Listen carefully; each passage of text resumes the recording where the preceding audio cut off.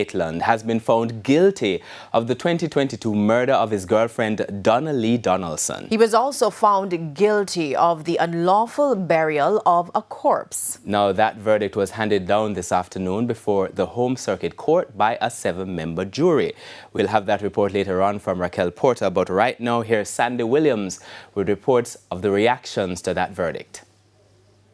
Attention in the case was high from the moment Donnelly Donaldson went missing, and many who demanded answers about her whereabouts in 2022 again took to social media to react to the guilty verdict handed down by the court.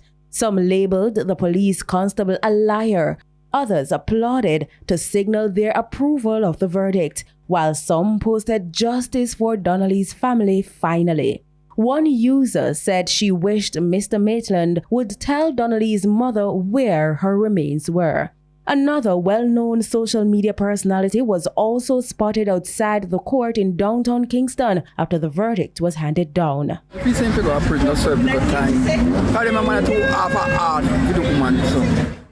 Noel Maitland's father was in court when the verdict was handed down. He was visibly moved by the decision and was heard muttering, "Oh God." Mr. Maitland, who spoke with our reporter Kirk Wright outside the courthouse, says he was not convinced by the evidence against his son. I didn't expect a guilty. I didn't expect them to find him guilty because I don't see the evidence to find him guilty. That's all. With plans by the defense to appeal the verdict, it is unlikely interested parties have heard the last of this matter. Sandy Williams, J News.